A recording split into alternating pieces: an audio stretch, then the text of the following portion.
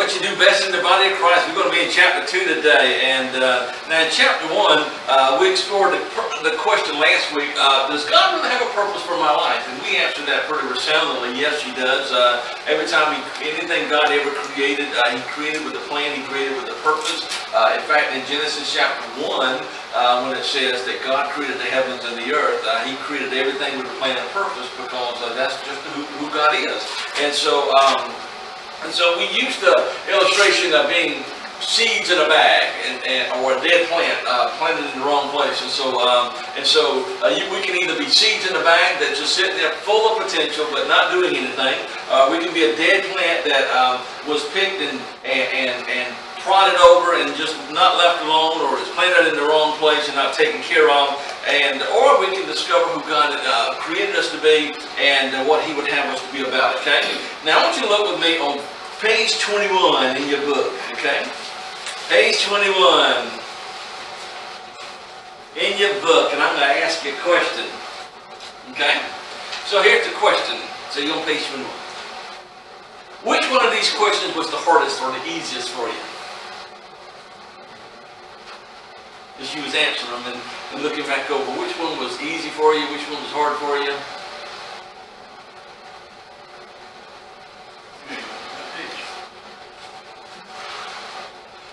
Maybe that's why they were too easy for me. On the wrong page.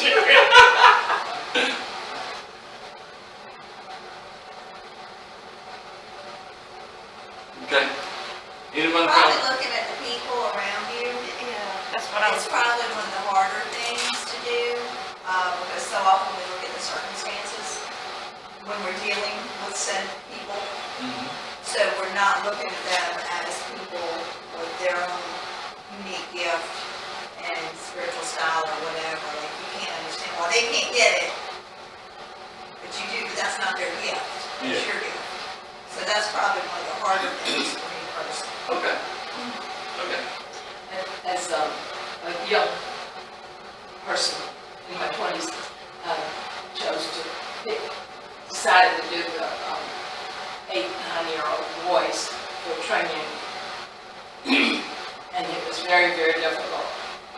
Very difficult. The training director at the time's son was in the class, and he was the instigator of all the problems. And finally I decided that, this is something I just can't do. I have to get control of the class.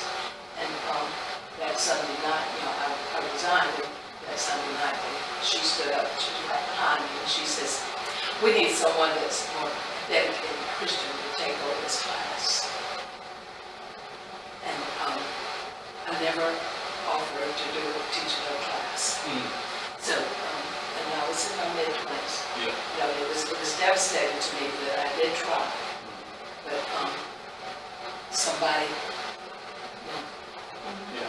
got me off at the knees, so to speak. Yeah. Thank you.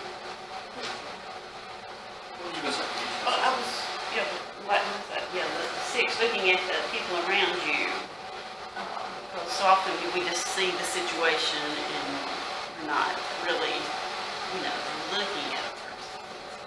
I remember seminary being judgmental at the time, sitting in seminary, and in seminary, whenever I was there, and it is still there, it's got to be a rotunda in one of the buildings, chapel building and all, and I would sit there, and they have chairs or seats all around, and I would sit there in between classes and do some quiet time of study and stuff, and I would look up every now and then and see somebody walking through here, and I'm thinking, how could God ever use that? Would, and God had to convict me of that, because he said, maybe somebody looking at you is saying the same thing, But God convicted me of that, and I had to get out of that, it's hard looking at people with their gifts and things, because sometimes we don't always see them. Sometimes we get cut off at the knees and things. Look at question number 7. It says, what do you think the church will look and feel like if everyone was in the right place and able to fulfill their purpose? It would be a huge, huge place. It Amazing life. A happier place. Happier place. There's some fruit bearing stuff going on. Because you know how it is when you're the right person in the right place for the right reason. man, this is just a whole lot different. And things. Question number 5 also says, is there something you would like to do in the church, but no one asked you to do it? And if so, what is it? Who would answer that?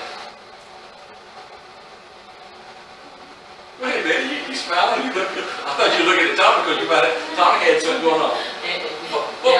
That's sort of a loaded question because a couple of the nomination committees are here. Members of the nominating committee, as soon as you say it, they're going to ask you to do it. It's seed planting. Go ahead. So what would it be? You're not going to say? Okay. Okay. So if you could do anything, if there was something in the church you would like to do, but no one has ever asked you to do it, what would it be?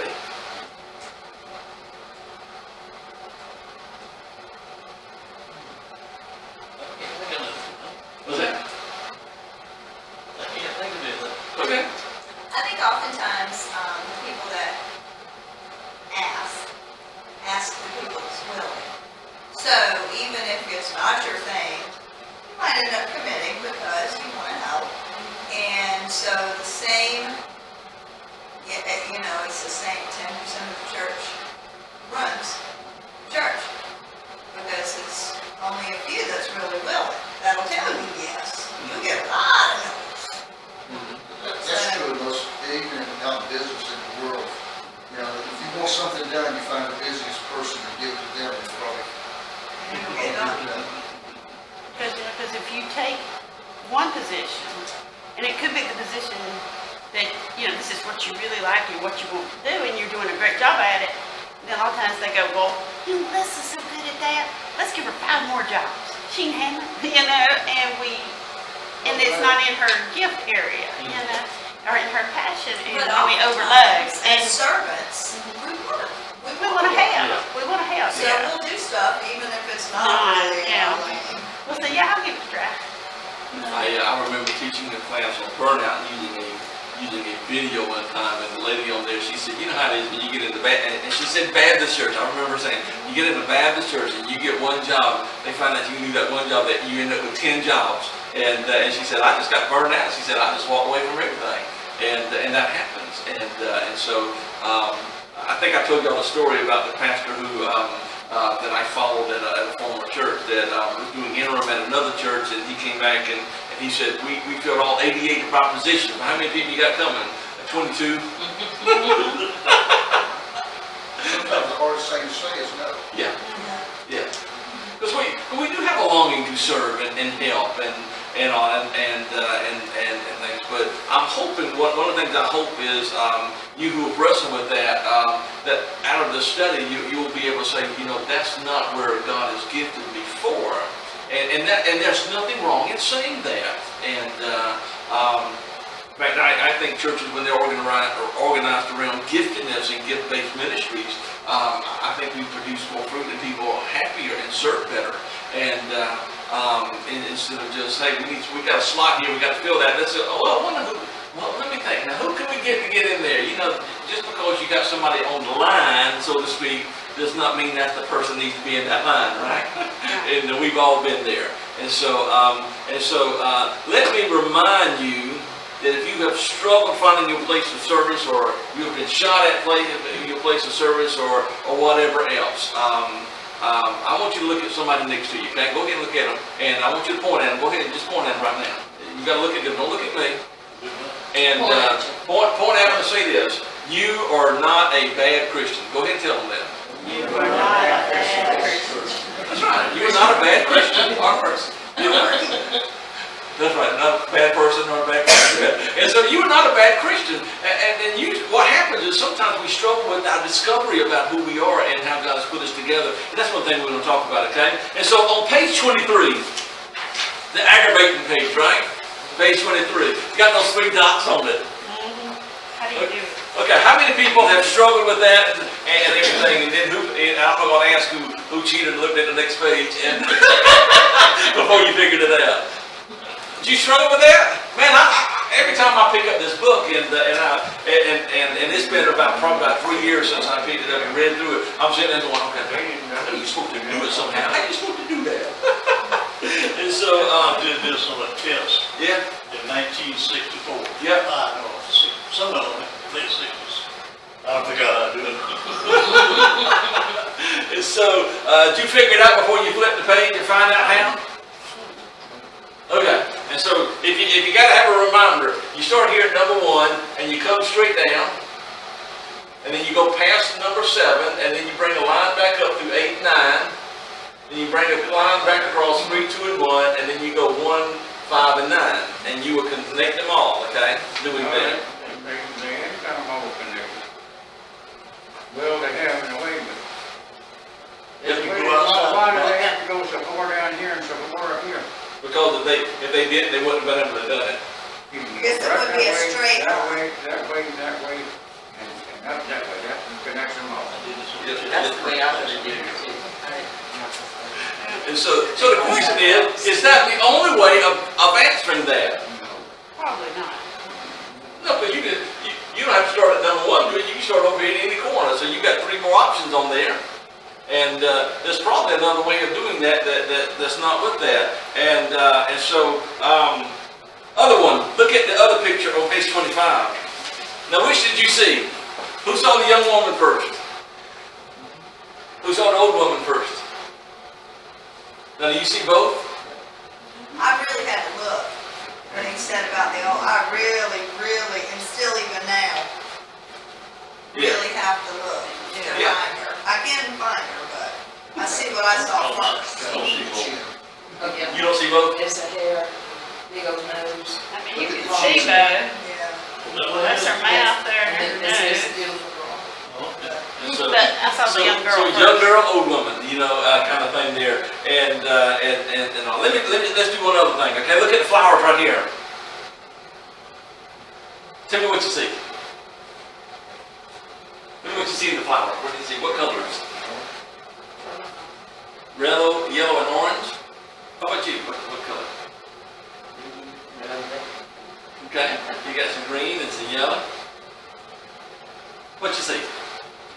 Also some brown, See some brown? see some light color there, looks kind of like purple or something. Okay, Well, you got right down in there, it's a leaf. okay. Purple down there toward the bottom, right there, Yes, okay. there has Yeah. a, What do you see? I was gonna say the yellow and orange and red and green and brown. Okay. Now, do you see a lot of red over here? Okay. What do you see? Well, I see the blue, Blue? Okay. Y'all see blue? the one. Who see?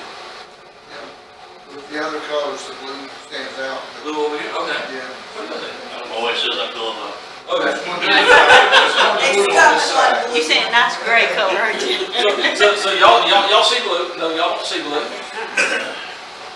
There's not a whole lot of red over here, but there is a lot of red here. And so, if we was good Baptists for real, we could have a good Baptist throwdown about right now because you're not seeing it my way. Because there is a blue over here. That was laying on the floor, but I picked it up and stuck it in there. I said, this will help us. And I took out a couple of red flowers over here to help us and things. Because here's the thing, every one of us have different life experiences to help us look at a situation differently. And just because somebody has a different look at something does not mean they're wrong. But how many times in churches has it not gone that way? Okay. Did I meddle a little bit? I probably need to quit meddling and things and so. But sometimes, is it right or wrong? No. Sometimes it's just differences, and sometimes it's just personal differences, and sometimes it's just because I've got different life experiences and you've got life experience. Tommy goes, he said, I'm colorblind. I don't really see anything. She says I'm colorblind. She says you're colorblind, and so. But we're all unique and have a different thing, okay? So let's look at what the Bible says about us, okay? So if you got your Bible, let's go to Psalm 139. We're going to do the 1, 2, 3, 4, 5 verses real quick. Psalm 139. And we're going to look at verse 14. Psalm chapter 139.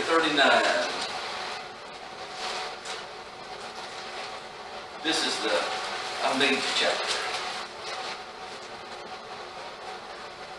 Psalm 139. If somebody, when you get there at verse 14, how about read it out loud for us?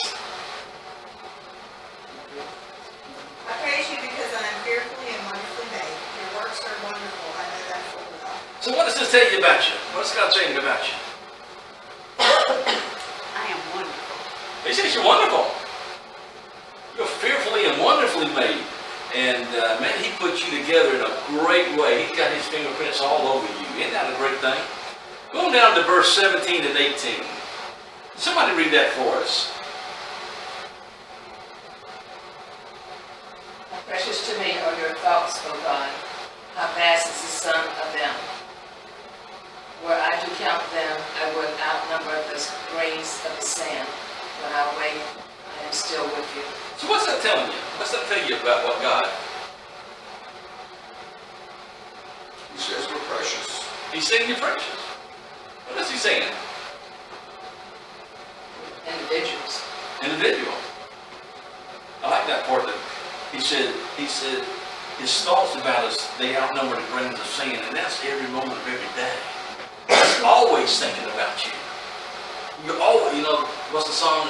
You're always on his mind? Yeah. That's what God's saying. Let's go to Psalm 17. Psalm 17 and verse 8.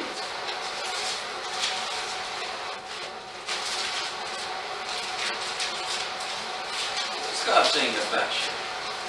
Psalm 17, verse 8. I love this verse. This is my favorite.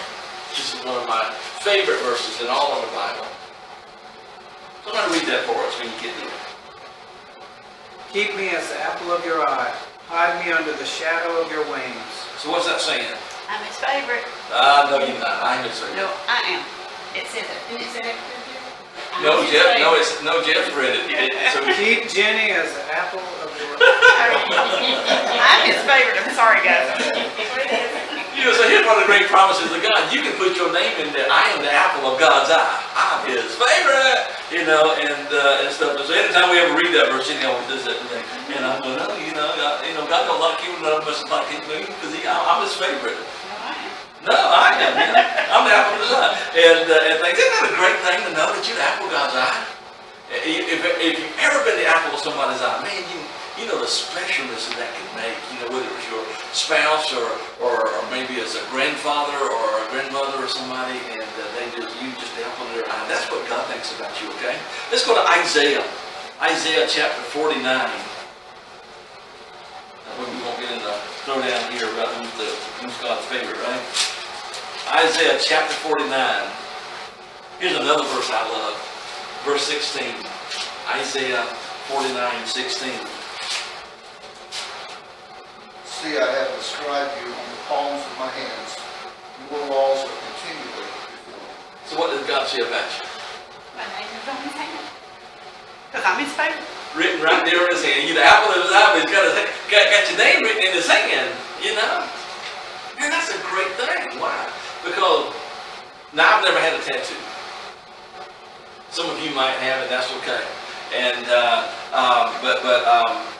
unless you go and try to get it removed, tattoos stay with you forever and ever, okay? And even when you have it removed, sometimes you can still see the residuals on it.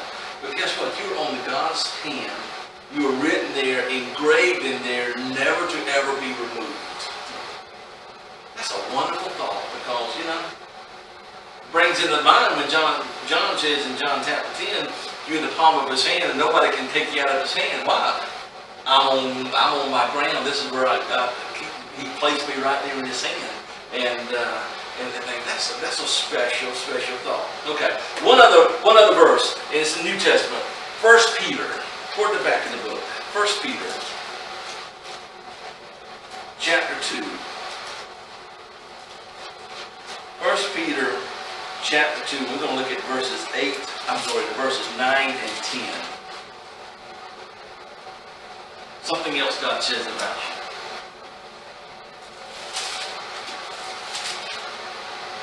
First Peter chapter 2, verses 9 and 10. Notice what he says, but you are a chosen people. You are a royal priesthood, a holy holy nation, a people belonging to God, that you may declare the praises of him who called you out of darkness into his wonderful light. Once you were not a people, but now you are the people of God. Once you had not received mercy, but now you have received mercy. God said something very similar to that to the children of Israel when he delivered them out of bondage and he was setting them up as the nation of Israel in the wilderness. He said, you are a royal priesthood. And so, what is the qualifications of being a priest?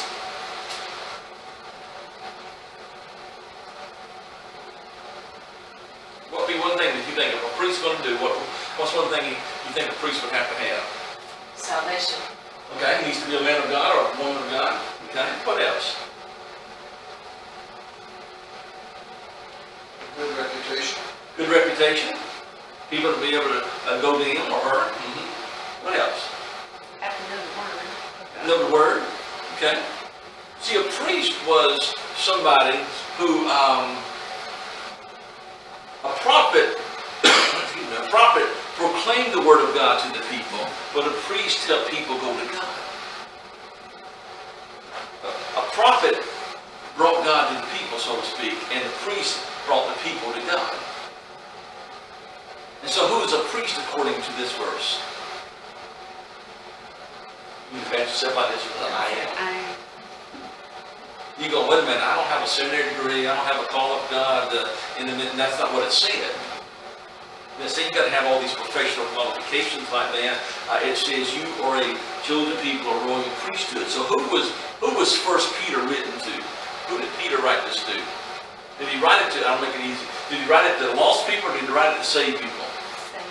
Saved people. He's written to the church. And so what he is saying, you are a royal priesthood. Now, I know we at times put qualifications on certain things and saying, okay, this and that, and that. But he was not talking about the office of the priest, okay?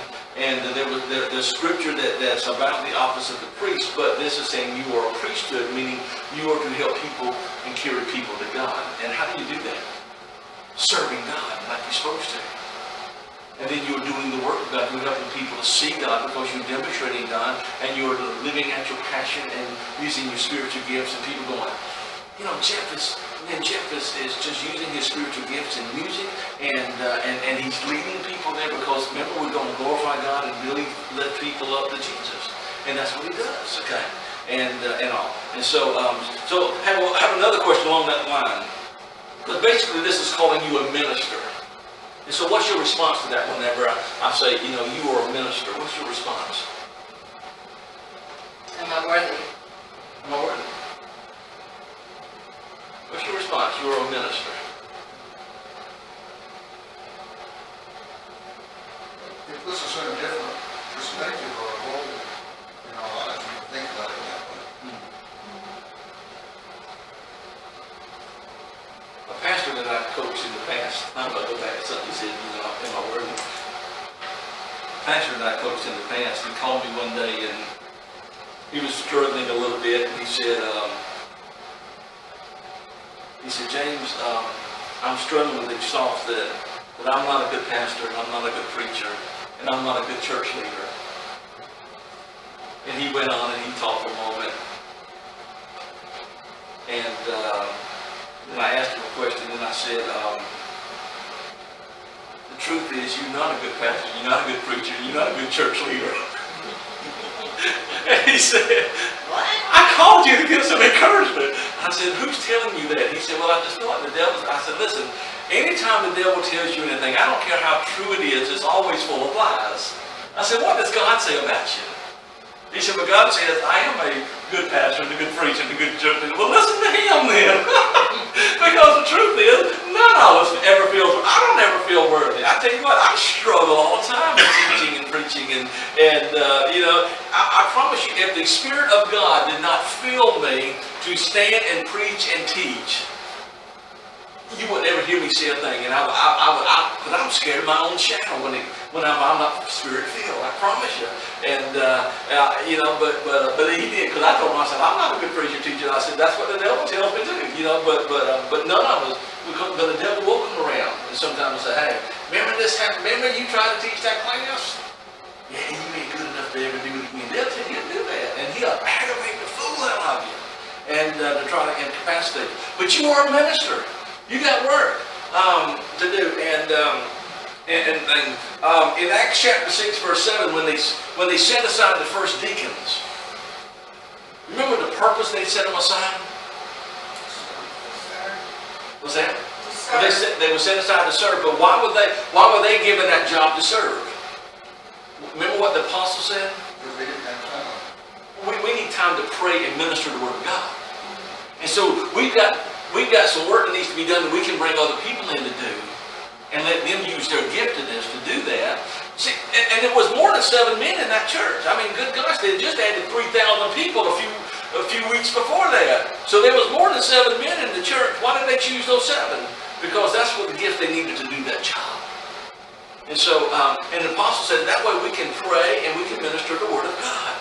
And could the apostles have done that? Yeah, they could have. They was probably doing some of it. Was it what they were called to do? Going back to what Melissa was saying earlier. No. Why? Because they was called to pray and preach and minister the word of God, not to take care of the food distribution. They was having struggle. They was struggling making sure the food got out. And so, but guess what? You never ever heard of them arguing about if anybody get their daily distribution of food ever again. Why? Because the people who needed to take care of that took care of it, you know. And same thing with us. I'm pick on Mr. Tommy for a second. I told him if you came by the church late that night, the lights are back on the porch, and I appreciate him doing that. And we had to get new lights, and he's got them installed. Man, it was just wonderful looking Thursday night and Friday. A couple times we drove by, and they're just wonderful out there looking. And but the thing I love about him, because that's his job, that's his giftedness, getting that stuff done. And that is ministry. Why? Because if I had to get up there and do all that stuff on those lights and everything, we still be trying to get them things put in and taken care of. Because I can't do that stuff, you know. And each one of you got a different gift and different ministry to do, and I thank you for doing that. And because why? Because it takes all of us doing what God has gifted us to do them. Okay. And so some of what we're going to study and look at is remember the story of Peter. And the boat's coming, they out in the boat, and they see Jesus walking by, and the storm's going on, and he said, hey, Jesus, why don't you call me and let me come out to you? He said, yeah, come on out here, come on over here.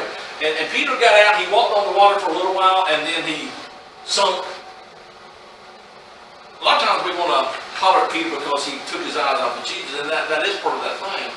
But what about those other 11 that stayed in the boat and never got out to begin with? They didn't even try. They didn't even try. They were just busy bailing and go, Peter, get back out here! Boy, what you doing? You can't walk on that water. You're not a fish. Get in here, you know. And he walked to Jesus. He was walking toward Jesus, and then Jesus had to come rescue him out of the water and everything. And some of what we're studying might be like a walking on water experience for you, because you're going to learn some new things about yourself, and you're going, oh, man, how do I put this in practice? One thing about that story that always amazed me was it says he began to sink. Yeah. I don't know when the last time you stepped on top of water, but I don't begin to sink. I go down. I like that point. I had never thought about that. Yeah, it just says he began to sink. I don't know if he got top of the seaway. He probably didn't get up to his neck like you and I will. I go down. Yeah. It ain't gonna begin. That's right. And that's one thing about I've never thought about that. Yeah. That's great. That's good insight. You began to sink and stuff. So, and you might feel like that. So, you know, and everything. Here's the good thing I know about God. When He calls you to do something, He never sends you out alone. He never sends you out there, so I hope you make it. Remember in Matthew chapter 28, 18, 19, and 20, the Great Commission? Remember He said, go into all the world and make disciples and baptize them and teach them to observe. And then what's the last part? And I will always be with you. Why? Because it's not your strength. You draw it from Him. And He's working in you and with you, around you. And so you're not going to be out there by yourself, okay? And so when God calls you to accomplish something and do something and saying, hey, I want you to do that, whether it's helping behind the scenes or up front, guess what? You've got 3 choices. Well, you probably got more than that, but one of the choices is you can do what? Run and ignore it. They ain't going to do that. That's the Jonah deal. They ain't going to do it. You know. That's just the way we are sometimes. Sometimes, here's the, well, I'll pray about it. And somebody come ask you about it, well, I'm praying about it. And we're praying, and we're praying, and we're praying, and we're praying, and we're praying. Can I say it this way? We'll pray it to death, and the window of opportunity that God gave us to do that work passes. Sometimes we pray, and then as we surrender to God and let Him lead us, then what He'll do, He'll also, I believe He'll lead people across our path. It might be that you've been praying about a certain ministry and that God's saying, I want you to be part of this, and that might be even some of the things might be even resurrecting with you as we've been studying. But when somebody comes and asks me and says, James, I think our church needs to be, I always say, let's get 2 or 3 people with you, let's start praying and dreaming about that. Why? Because it's something you can't do on your own. You've got to have more people helping you. And God don't send you out there just by yourself, okay? And so we want to do that, okay? So there's 3 discoveries you're going to make, and I'm going to tell you this, and I'm going to ask you if you've got any questions, okay? 3 discoveries. 1 discovery, and notice it says on the front of your book, discover your spiritual gifts, and your personal style, and your God-given passion, okay? And so what is passion? What's passion about? That's about where you should serve. That's that dream, that thing that God keeps, that wells up within you. Man, I would love to do this. This is where I believe I plug into best. Spiritual gifts is what you ought to do where you're serving. Okay. A lot of times we get those 2 backwards. Well, I got the gift of administration, so that's my passion. No, that's your gift that you ought to be using in your area where you are to serve. Okay. And then that personal style is about how did God put you together.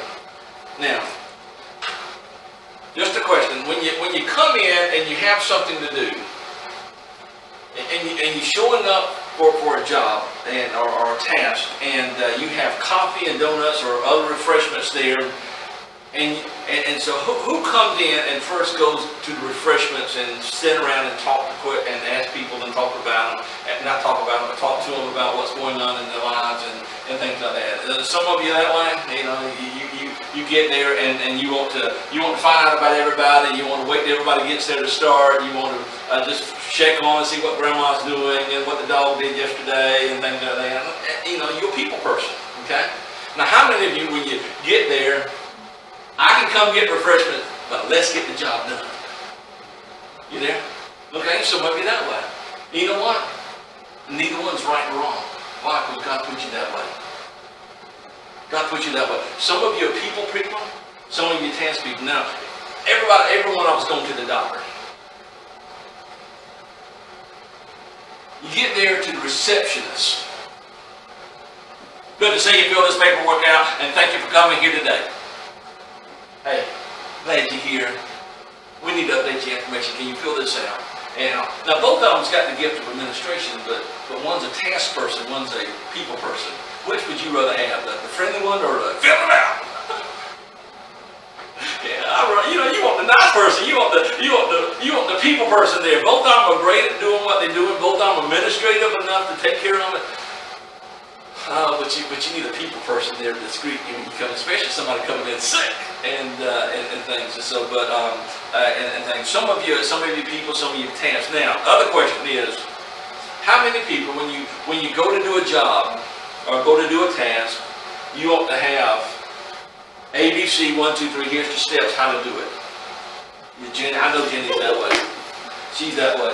She's got to have ABC 1, 2, 3. You also got to draw her out 3 pictures and then give her 4 YouTube videos. Okay, this is how we're going to do this. Okay, how many of you who likes to have? Okay, here's the job. Just go get it done. If you need me, holler at me. Some of you like that. And you know what? That's okay. Because some people, God put them together. You got to have all the details. Other people, hey, I'll call you if I need you. I know how to make a paintbrush work, okay, and things and so, and that's okay. But here's what happens: if you're a people person or a task person, you kind of balance each other out when you're working together. And if you've got to have a lot of details and you don't have to have any details, you kind of balance each other out and you work together. And so you're gonna find some of that thing out, as we go along, okay? And so sometimes at church, even a study like this, you come to church and you have a study, you go to a conference, you do a study or something other. You come to worship service, you go to Sunday school, you do this and you do that. And you ever put a jigsaw puzzle together, you got all those puzzles in there? And sometimes you ever feel like, hey, all I'm doing is just getting more puzzle pieces putting in my box. The goal of a jigsaw puzzle is what? To get all the puzzle pieces in the box, right? The goal is what? To take them out and put the picture together. And that's one thing I like about what you do best in the body of Christ, because for me, it's helped me put puzzle pieces together. And I think it'll do that same thing for you, okay? And I'm glad you're here and everything. So I'm going to stop right there before I tell you what we want you to do for next week and ask you if you have any questions.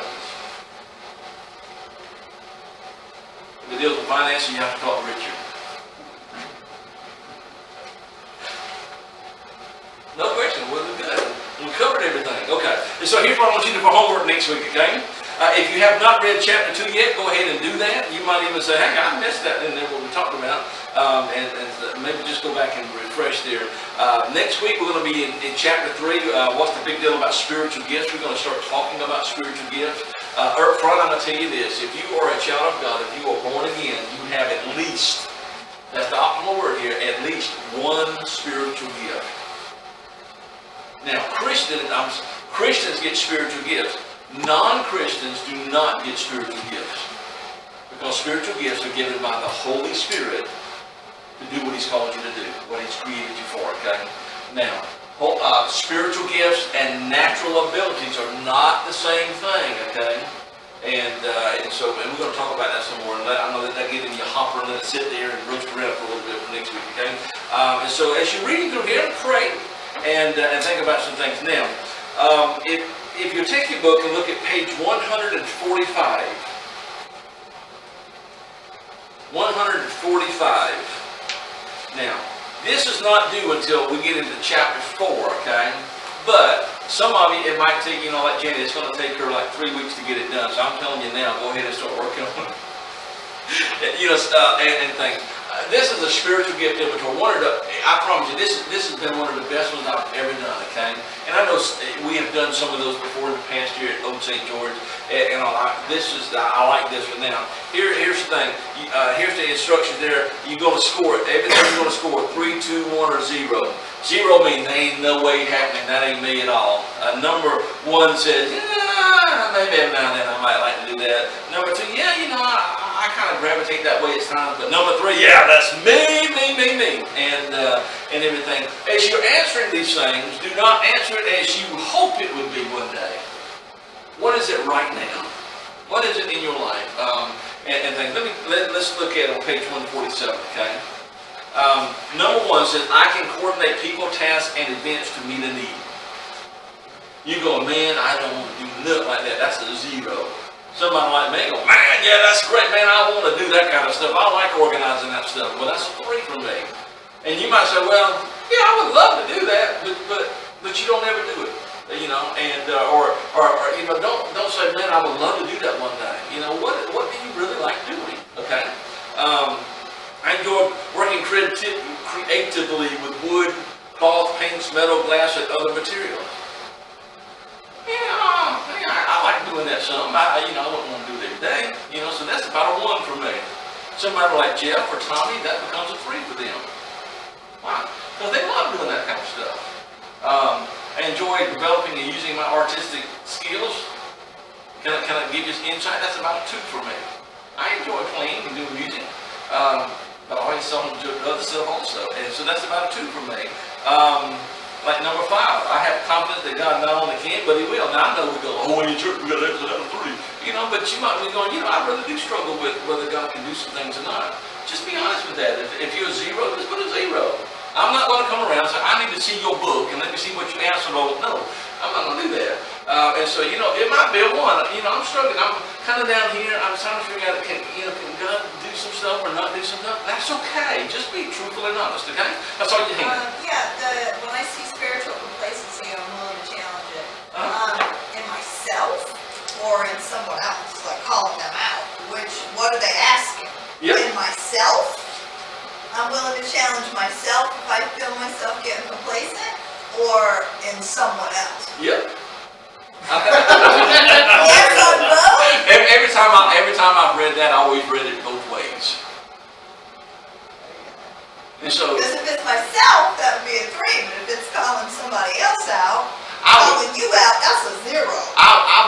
I would actually do it more as being involved in doing something more than what I see in myself as much as I see it doing somebody else. But see, that becomes just to give you a heads up, that becomes a gift of prophecy, where you're speaking into somebody and saying, listen, Melissa, I see you got this stuff going on, and this is not in line with God's word, and you are straying, and we need to deal with this. That's a gift of prophecy, and some people are great with that. Other people go, man, I would never do something like that, and then becomes a big mistake for them. And you know what? That's okay, because God didn't put you together that way. And I know your dad said that to Gerald. Gerald might have that gift to do that. Now he probably did that when you were younger, right? Girl, you got to straighten up. He got the complacency going, but this is about you. How, if you saw that going on, would you go call it out? So it's not seeing it in yourself, it's Yeah. in someone else. Yeah. And That's one of the questions. yeah, and no, that's good. But down here it says, like number 10, I'm motivated to set goals and influence others to achieve a vision in order to advance God's work on earth. No, forget that. Or yeah, man, that just gets my engines revving. And stuff. Again, answer it as honestly as you can, not as you want it to be. No, I won't say that. And I said, hold that thought, and I will, and things and so. But anyway, again, that's not for yet for another couple of weeks, until we get to chapter 4. But some of you might, because it has a lot on there. Now you probably saw there on page 146. It has the big chart there where you put your answer there, and notice the numbers go across the top. Okay, they go across; they don't go up and down. And so if you answer your questions up and down, you're going to have all kind of wacky spiritual gifts. But if you go across, you'll start identifying even more so. Okay, so make sure you put your answer in the right blank there. Okay, and as you do that, there are 3 that's on here. Is T, U, V, and W. That's 4, and that's going to be covered toward the back after you get finished with this. That part. On page 155, they're going to have T, U, V, and W for you to do that. And I appreciate Bruce so much as he was writing this, because there's a controversy in church. Is tongues given or not given? And there are some churches that practice speaking in tongues and interpreting in tongues. Others do not. Some believe that that's quit, and others don't believe it's quit yet. That one day it will, but. And so he says, down here, like, I've spoken in tongues before, or I understand it, or something like that, because there are some churches that practice that, and if you have no experience and said, nope, that's not me at all, then that's fine, and, maybe you've seen instant healings as you pray for somebody, and things, that's fine, but anyway, but that covers it toward the end there, okay? But again, like I said, that's not due for it. We won't be covering that for another couple of weeks. That's one of those light bulb things right there. In this study, one of those light bulb discoveries that have come on, okay? Yeah, now, any other question, any thought, any question? I know you've done spiritual gifts inventory before, and like I said, this will be a little different than you've done. It's been one of the best and that I've done, and I've always done. Now, you're going to have at least one spiritual gift. What you're going to find out is sometimes you're going to have a 1, 2, and 3.